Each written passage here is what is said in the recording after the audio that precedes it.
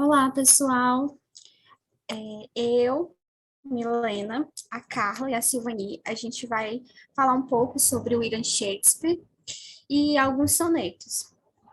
A gente escolheu cada um soneto e a gente vai fazer uma análise aqui com vocês, tá? Então, vamos começar primeiro lembrando um pouquinho, né, sobre Shakespeare. Shakespeare foi um poeta renascentista, né? Na verdade, classificar Shakespeare somente como poeta é até errado, né? Porque ele foi brilhante em vários aspectos, mas com relação aos seus poemas, né? Ele escreveu 154 sonetos e diferente do que eles estavam acostumados naquela época, Shakespeare ele escreveu na forma inglesa, né? Que hoje é chamada da forma sonetos shakespearianos, né? Naquela época eles eram acostumados a escrever sonetos só italianos, que tinham uma outra forma de estrutura, outra estrutura. A estrutura de Shakespeare, ele divide os seus sonetos em 14 versos, três quadras e um dístico final, né?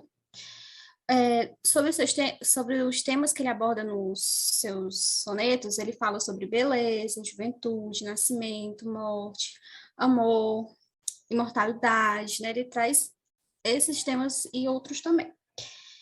Sobre os seus sonetos, é interessante que a gente não consegue ter nada da vida privada de Shakespeare a partir desses sonetos, a partir desses temas, sobre o que ele escreve nos sonetos, né? E é um diferencial, porque a maioria dos poetas, eles acabam trazendo isso, né? Um pouco da sua vida privada para os seus poemas, né? E Shakespeare ele não faz isso. E também outro mistério dos seus sonetos é quem são é, o jovem que ele fala, né, que ele escreve, para quem ele escreve alguns dos seus poemas, e a mulher negra também. Até hoje ninguém sabe quem são eles dois, né? E eles são assim muito importantes, figuras importantes nos seus sonetos, né? Então, eu vou ficar eu fiquei para falar sobre o soneto 22, né? E também é interessante que os sonetos, eles não têm um título, assim como outros poemas, né? Mas a gente considera como título o primeiro verso. Então, o soneto 22, o título seria My glass shall not persuade me a mold, né? Então, esse seria o título. Aí eu vou ler primeiro o poema para depois a gente começar a analisar. My glass shall not persuade me a mold, so long as youth and thou are of one date. But when in times furrows I behold, then look at that my days should expiate. For all that beauty that doth cover thee, in but the seemly raiment of my heart, which in thy breast doth live as thine in me. How can I then be elder than thou art? Oh, therefore, love, be of thyself so weary, as I not for myself, but for thee will. Bury thy heart, which I will keep so chary, as tender nurse her baby from very ill. Presume not on thy heart when mine is slain. Thou gavest me thine not to give back again. Então, esse soneto, ele traz como tema principal a juventude, né? A juventude eterna, na verdade. E ele faz alusão a essa juventude com relação ao coração, né? A gente tem nessa primeira parte, ele no título em si, né? Nesse primeiro verso, a palavra glass, né? Glass pode ser traduzido como vidro, como copo, né? Mas com relação ao texto inteiro, a gente pode trazer como um espelho, né? Apesar do eu lírico se ver no espelho da forma que ele não consegue acreditar que ele está velho, né? Então, o soneto inteiro, ele tenta convencer o leitor de que ele não está velho, né? De que a velhice não chegará para ele. E ele compara isso porque, né? Ele traz como o porquê disso, né? Com relação ao jovem, né? Que é para quem ele fala, para quem ele faz esse soneto. Ele diz que já que esse jovem, né, está no auge da sua juventude, ele também não teria seria velho, né? Ele seria tão jovem quanto ele, e que somente no momento em que ele visse, né, visse aspectos de velhice no jovem, é que ele acreditaria que a sua morte está próxima, né? Então é basicamente isso que ele fala nesse primeiro verso. E é interessante que Shakespeare ele traz a palavra furrows, né, para falar sobre as rugas, as nossas marcas de expressão que a gente tem com o tempo, né? Porque furrows é sulcos que a gente comumente vê na agricultura, né? Que eles usam para irrigação. Então, ele quer mostrar como essas marcas de expressão, elas são profundas, né? Elas realmente marcam o seu rosto. E por isso elas são sinônimos de velhice, né? E que quando ele visse isso no jovem, né? No jovem belo, é que ele veria que realmente ele está ficando velho e que a morte está próxima dele. Nesse segundo estrofe, né? Ele fala sobre a beleza e o coração, né? Que a beleza, ele faz uma comparação, ele faz um símile aqui. Ele fala que a beleza, ela estaria tão próximo quanto o coração está próximo da nossa roupa, né? Então, ele faz essa comparação entre isso, né? É como se a beleza e a juventude, elas estivessem realmente ligadas, né? Fossem parte realmente do nosso corpo, praticamente, né? E ele fala também que o coração do jovem, né, bate no coração dele. E quando eu estava lendo mais sobre esse poema, né, eu vi que essa parte do texto que ele fala que o coração dele bate junto, né, com o do jovem, dá quase o sentido de um transplante de coração, né? Então, realmente é como se fosse um só coração. Então, como ele fala isso, né, que é um só coração, ele tem a pergunta, né? Se o coração dele batem juntos e o do jovem é um coração jovem, né? Por que que ele seria mais velho do que ele, né? Ou seja, ele traz essa questão para convencer o leitor de que ele é jovem, tão jovem quanto o jovem belo, que ele está escrevendo para ele, né? Então, ele ainda está tentando nos convencer. No terceiro, ele fala um ponto importante, né? Que ele diz que ele fala de uma forma carinhosa, né? Com o jovem, e ele diz que ele tem que se cuidar, tem que cuidar dele mesmo, né? E o próprio lírico vai cuidar também de si mesmo, para que eles mantenham essa juventude, né? E ele também fala que ele vai cuidar do coração dele, assim como uma enfermeira carinhosa cuida de um bebê que está doente, né? Então, ele faz também essa comparação, né? Ele, nos dois primeiros, ele fala que os dois são jovens, e aqui ele já diz que eles têm que cuidar para que eles continuem mantendo essa juventude eterna, né? E no último, né, no dístico final, ele fala que o coração do jovem é dele e que ele nunca mais vai recuperar esse coração. Mesmo que ele morra, o coração dele vai ser do eu lírico para sempre, né? Então, ou seja, como o coração aqui ele liga à juventude, ele traz essa similaridade com a juventude eterna, né? Então, a gente pode ver a temática desse poema várias vezes. Ele traz com algumas palavras, né? Como ele sempre repete, a palavra heart, love, beauty, ele fala old, youth, né? Todas essas palavras para trazer, né, o tema principal, que é essa juventude ligada ao coração, né? E, ou seja, ela sendo tornada eterna, né? Pelo coração. Então, a gente também pode observar aqui a rima, né? Ele traz uma rima AB, CD, CD, EF, EF, GG, né? A gente tem essa rima constante. Como eu falei, né, são 14 versos, divididos em três quartetos e um dístico final. E também a gente pode observar que esse soneto, ele é escrito em pentâmetro e âmbico, né? E o que é isso? Ele tem uma batida que vai alternando entre uma batida das palavras, né? Entre fraca e forte. E essa batida é seguida, né? Durante o poema inteiro também. A gente viu alguns recursos que ele utilizou, né, como a símbole, como eu falei, ele utilizou metáfora, né, comparação, ele utilizou também a literação, como a gente pode ver aqui, né, that, days, ele vai no decorrer de algumas partes do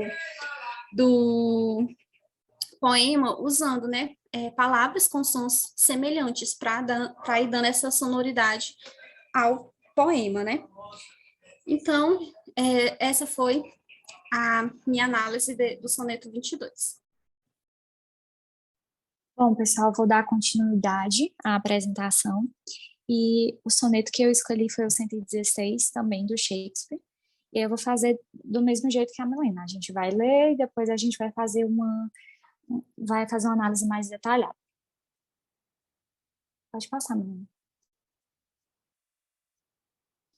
Bom, o soneto diz assim: Let me know to the marriage of true minds, admit impediment. Love is not love which alters when it alteration finds, or bends with the remover to remove. Oh no, it is an ever fixed mark that looks on tempest and is never shaken. It is a star to every wandering bark, whose words unknown, although his hate be taken. Pode passar, mãe. Love's no time's full, though rose lips and cheeks, within his bending sickles compass calm. Love alters not with his brief hours and weeks, but bears it out even to the age of doom. If this be error and ample me proved, I never write, nor no man ever loved.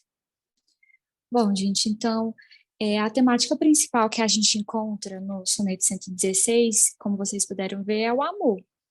Então, ele vai falando que o amor nunca muda, e se muda não era uma coisa verdadeira ou real, em primeiro lugar. Mas ele também inclui outras temáticas, né, que vocês vão ver, pode passar, né? Outras temáticas como o tempo e a natureza dos relacionamentos também. Eu coloquei um outro slide sobre isso, só que eu acho que ele ficou atrasado, mas não tem problema não, era só para falar sobre isso. São essas três temáticas principais no soneto: o amor, o tempo e a natureza dos relacionamentos. Aí a gente vai dar uma olhada primeiro na estrutura, depois eu faço uma análise sobre o conteúdo dele. Bom, então a Milena falou disso, e eu vou reforçar aqui também, que esse é também um soneto que é considerado um verdadeiro soneto shakespeariano, né, também conhecido como soneto elizabetano ou inglês. E esse tipo de soneto, ele apresenta 14 versos, que são divididos em 3 quadras, né, ou seja, 3 estrofes de 4 versos, e ele termina com um disco rimado, ou seja, um mini estrofe, só que composto por 2 versos que rimam, que é diferente do soneto italiano, né, que normalmente é composto por 2 quartetos e 2 tercetos. E aí o esquema de rimas desse soneto é também igual ao anterior: AB, AB, CD, CD, EF, EF e GG. E aí, como a maioria das obras de Shakespeare, esse soneto ele é escrito em pentâmetro iâmico, né? O que significa que em cada linha é composta por 10 sílabas, e aí dentro dessas 10 sílabas existem 5 pares, que são chamados de iambos, né? Então, uma sílaba tônica seguida de uma sílaba átona, sem som. Aí, agora a gente vai para uma análise mais detalhada, aí você pode passar, Milena, no slide. Pronto, esse aí é só aquele lá dos temas, você pode passar também. Bom, então, enquanto esse soneto ele está agrupado, né, com outros sonetos que se supõem serem dedicados a um jovem, né, desconhecido na vida de Shakespeare, né, tem muitos que se dedicam exatamente para isso, como aquele anterior que a Milena mostrou. Esse poema ele é diferente, ele não parece se dirigir diretamente para esse rapaz ou para uma outra pessoa.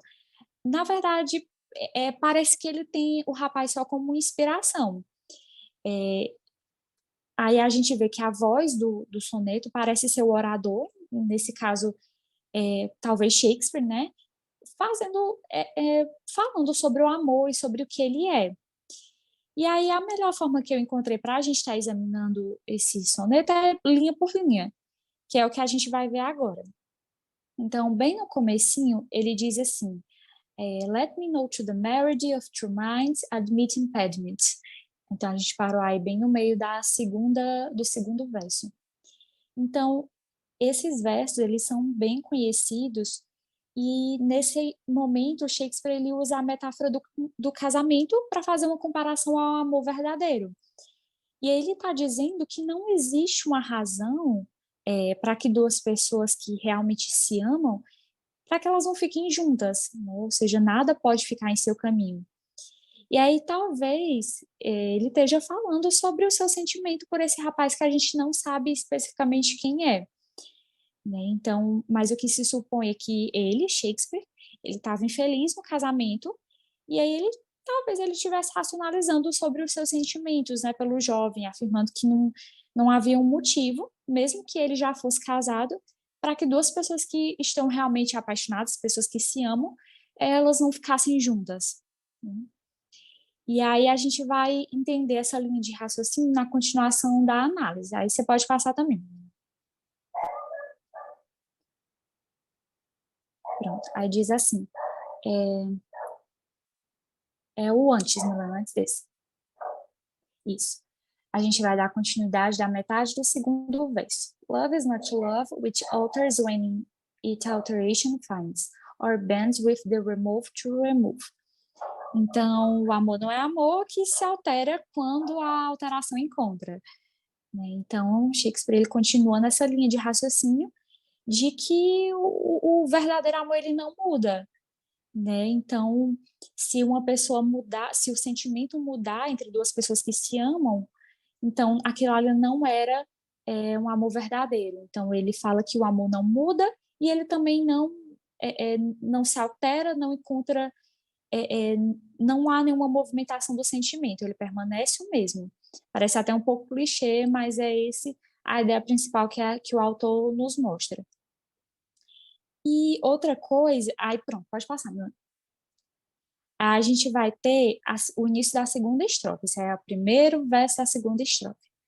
Então vamos ver como é que ele continua, fala sobre esse sentimento. Diz assim: Oh no, it is an ever fixed mark that looks on tempests and is never shaken.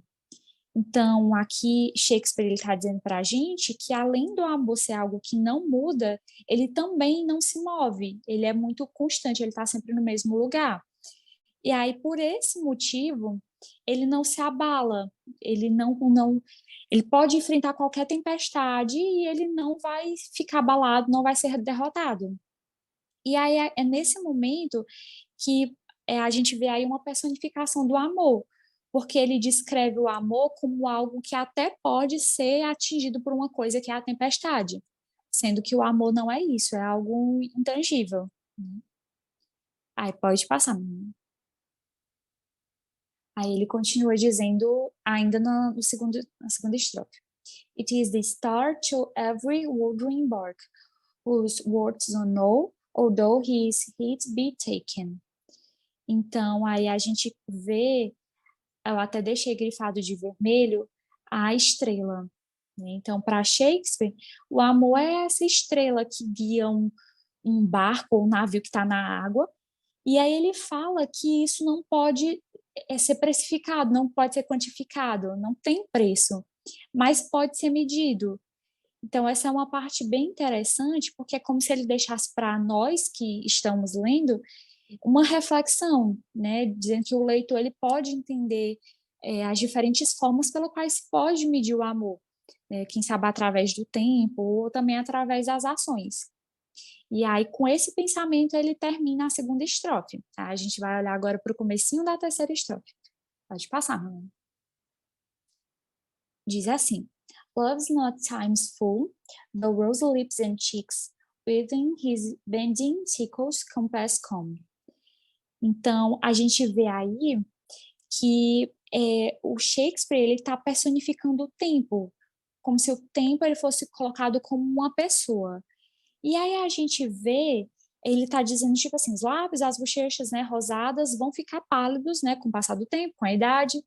E ele diz que à medida que a bússola de sua foice curvada chegar. Então, por esse falar de Shakespeare, a gente pode entender que essa foice utilizada aqui é como se ele estivesse assimilando a uma figura que a gente logo imagina ser a morte, né? Quando a gente imagina a foice, a gente imagina a morte, né? Como se for associar uma pessoa é a morte. Então, o que ele está dizendo? Ele está querendo mostrar que mesmo que a morte surja entre esse relacionamento, mesmo que uma das pessoas, dos amantes morram, isso não vai impedir o amor deles, né?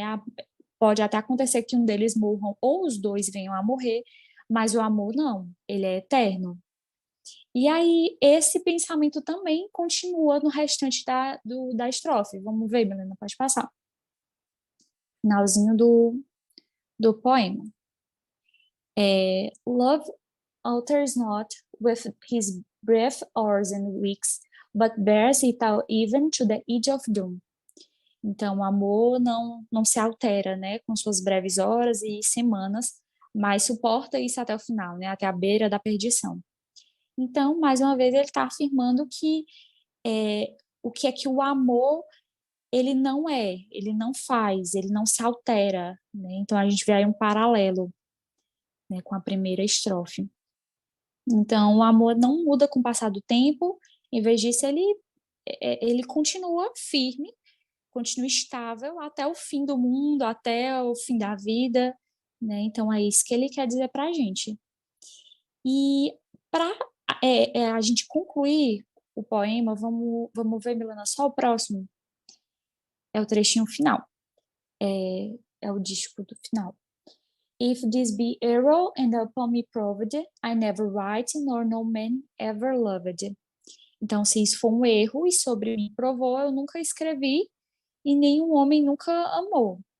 Então, nessa parte aí do soneto, o Shakespeare está dizendo que se alguém conseguir provar que ele está errado sobre o amor, então ele nunca escreveu essas palavras e nenhum homem também nunca amou.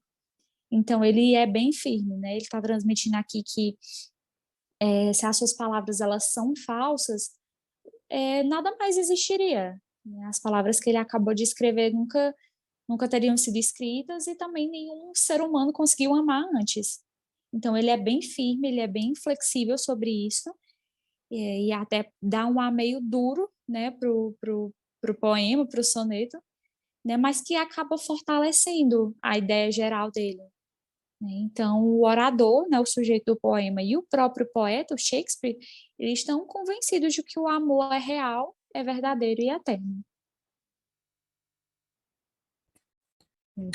Olá, eu sou a Silvani e o soneto que eu vou analisar é o soneto 138 de Shakespeare. Eu vou ler primeiro ele aqui.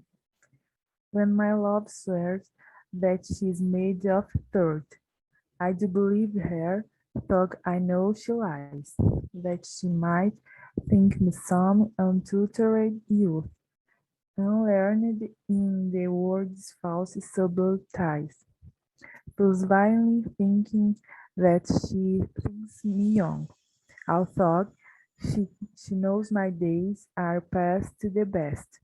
Simple, I credit her false-speaking tongue. On both sides, truth is simple truth suppressed. But wherefore says she not she is unjust? And wherefore say not I that I am old? Oh, love's best habits is in seeming thirst, and age in love loves not to have years told. Therefore I lie with her and she with me, and in our thoughts, by lies, we flattered be. Bom, esse soneto, quando a gente faz uma primeira leitura dele, a gente pode perceber que ele fala da questão de mentir, falar a verdade, questão da infidelidade também. E quando a gente vai se aprofundando mais, a gente pode perceber que ele fala de uma relação enganosa que existe entre o eu lírico, que no caso a gente poderia considerar que seria o próprio Shakespeare, que escreveu, e esse relacionamento que ele tem com uma amante, que seria uma Dark Lady. Eles vivem um relacionamento de mentiras, e ambos eles sabem da mentira de cada um. Um tem uma mentira e o outro sabe, e mesmo assim eles continuam juntos, sem admitir que eles vivem nesse relacionamento de enganos. Pode passar, Carla. O título, como a gente sabe, né, é a primeira linha, que é When My Love Swears That She Is Made of Earth. E o tema que é tratado nele é justamente a questão da verdade, da mentira e o relacionamento amoroso que existe aí. Pode passar. Aí, quanto à estrutura e à forma dele, ele segue aquele padrão dos sonetos shakespearianos, né, que é ABAB, CD, CD, EF, EF e GG no final. E a gente pode ver aqui, ó, third rima com youth, lies com subties, young com tongue, best com suppressed, unjust com thirst, old com told e be me. Pode passar. Aí a gente vê aqui que ele tem também segue os padrões, né, dos outros sonetos de Shakespeare, que é a questão de um oitavo, né, e um sexteto. E esse sexteto, no final, ele termina com um dístico, que a gente chama de golden couplet, que seria aí aquele fechamento que vai dar o sentido a todo o que foi falado ao longo do soneto. Aí na primeira quadra, a gente pode perceber a questão da mentira, da verdade. Essa amante, ela trai o eu lírico com outros homens e ele tem consciência disso. E mesmo assim ele continua com ela. Ele fala aí no começo, né, que ele sabe que ela mente, mas mesmo assim ele continua, né? E aí fala a questão da jura, né, swears, e fala também o made of third, que seria a verdade. Se fosse verdade realmente esse amor, será que ela precisaria jurar isso? E aí, logo em seguida, a gente tem essa parte que a gente fala, thought I know she lies, que seria como uma espécie de ironia, né? Que ele falou que acredita nela, no verso anterior, fala que acredita nela, e mesmo assim ele continua com ela. Aí ele fala com uma certa ironia. Aí na linha seguinte, ele fala, ele usa a palavra untutored youth, que é, no caso, a mentira dele. Ele, ele, ele quer que ela acredite que ele é uma pessoa jovem e, por isso, ele seria, assim, uma pessoa ingênua para acreditar na mentira dela. Então, assim, é uma espécie de bola de neve, né? Uma mentira vai levando a outra. E assim eles seguem. E aí, em seguida, tem a questão tem a parte que começa I'm learning in the world's false subtleties, que seria como se ele se considerasse, né? Ele quer que ela acredite que ele fosse, se ele fosse jovem, né? Ele saberia pouco das falsidades do mundo, das coisas erradas que o mundo tem, das mentiras, né? Como se ele fosse assim inocente. E ele quer que ela acredite nisso.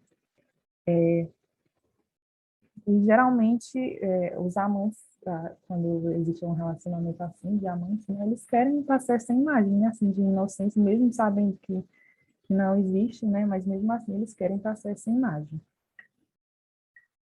E aí na segunda quadra, ele fala, Thus violent thinking that she thinks me young. Ele traz aí a questão do pensando em vão, né, que ela vai considerar ele jovem. Ele tem esse pensamento em vão. Ele sabe que ela sabe que ele está mentindo, né? E mesmo assim, ele continua alimentando isso na própria cabeça dele. Além dele querer mentir para ela, ele continua mentindo para ele mesmo, porque ele tem consciência disso, que ele está mentindo, mas ela sabe da mentira, né? E aí, os dois têm consciência, né, desse pensamento falso. Aí, em seguida, ele tem ciência, né? Ela tem ciência, ele fala aqui, ó. A Thor, she knows my days are past the best. É que ela tem ciência, né, que os melhores dias dele já passaram, que no caso a juventude, né? E aí, de certa forma, contradiz o verso anterior, né? Como eu falei, os dois, eles sabem que aquilo é uma mentira. Aí, em seguida, simples, I credit her false speaking tongue. Aí o termo credit, ele escreve como se fosse o significado de acredita mesmo, né? Só que um acreditar estúpido, né? Porque ele sabe que tanto ele quanto ela é falsa. O que ela fala, né? Ele fala que acredita nessa falsa língua que ela fala. No caso, são as coisas que ela fala, né? Ela fala uma coisa e realmente é outra, que no caso é dela ter relacionamento com outros homens também.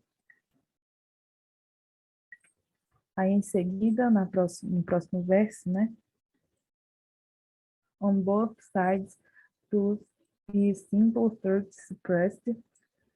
É como se, aí ele usa esse termo suppressed, é como se essa verdade ela fosse suprimida pelos dois, né? Ambos sabem dessas mentiras que existem, mas eles tentam suprimir para não vir à tona e não acabar com esse relacionamento deles. Aí na próxima quadra, ele começa com but, né? Que seria, no caso, a gente esperaria que algo fosse mudar. Porém, ele faz uma pergunta, né? Mas por que diz que ela não é injusta, né? Porque ela mesma ela não fala que ela está sendo injusta, mas ao mesmo tempo ele mesmo se pergunta, e por que que eu não falo também que eu sou mais velho, né? Ao mesmo tempo, ele quer que ela fale a verdade, mas ele percebe que ele também tá mentindo, e aí ele também se faz essa pergunta. Aí, em seguida, a gente tem nesse, no outro verso, Oh, love, best habits is seeming trust. O melhor hábito do amor que ele considera seria essa confiança aparente. Mas realmente é só uma questão de aparências, né? Porque na realidade é totalmente diferente. Eles tentam disfarçar essa verdade. E aí, and age in love not too heavy years old. Acontece, né, esse engano, porém eles ignoram essa realidade, eles enganam a si mesmo, né? E aí, em seguida, tem esse dístico final, né, que seria uma espécie de reviravolta, ou que, no caso, aqui tem a solução do problema, né, que, no caso, por que que eles sabem que eles mentem, eles sabem que esse relacionamento é um relacionamento de mentiras, por que que eles continuam mesmo assim? Aí nesses dois versos, ele vai explicar, né, que eles aceitam esse relacionamento de mentiras porque para eles é melhor viver uma falsa felicidade, né, viver um fingimento, do que confrontar essa realidade das mentiras, né, e haver conflitos ali, e acabar com esse relacionamento. Por quê? Porque dessa forma, mesmo sabendo que só esse relacionamento só se sustenta com base na mentira, ambos eles se beneficiam. Por quê? Porque ali não há um real sentimento amoroso, assim, de emoções reais. Ele se beneficia porque, com isso, ele sente o ego dele alimentado, né, porque ele quer se sentir mais jovem, e com isso, né, ela fingindo que acredita nele, ele se sente mais jovem, né, porque ela não fala. E ele se sente também beneficiado por conta da questão do prazer, né, porque ele tem ela ali à sua disposição, e mesmo que ela tenha outros homens, ele se sente feliz com isso, né, uma falsa felicidade. Pode passar, tá? Aqui a questão dos elementos poéticos, né, que a gente pode encontrar. Aqui a gente pode encontrar a literação, né, como, por exemplo, no verso 8, on both sides, trust is simple, trust suppressed. Seria a repetição desses sons consonantais, né, aí na palavra side, em simple. E aí no verso 14 também, ending our faults by lies we fluttered, que aí no caso é a repetição do som da letra F. E a gente também tem a metáfora, né? Que aí no verso 1, when my love swears that she's made of truth. Ele falando que quando ela jura que ela é feita de verdade, né? E ele acredita. E aí no verso 7, ele vem para falar, né? Soon I credit her false speaking tongue. Que ele acredita nessa falsa língua que ela fala, né? É uma certa contradição, né? Ele fala que acredita que ela está falando a verdade, depois ele fala que ela está sendo falsa, né? E a gente também tem a questão da personificação, no verso 7, né? Novamente, né? Simply I credit her false speaking tongue. Aí, nesse caso, essa parte do tongue, né? Ela assume, assim, uma questão, uma simbologia superior, é uma certa personificação, porque ela recebe essa característica da mulher, né, da amante, essa falsidade, como se a língua dela fosse a língua falsa, né? E aí, no caso, são as palavras que a mulher usa para manter esse relacionamento, né? A questão da mentira, para alimentar essa infidelidade e sustentar esse relacionamento entre eles. Pode passar, Carmen, se ainda tem alguma coisa.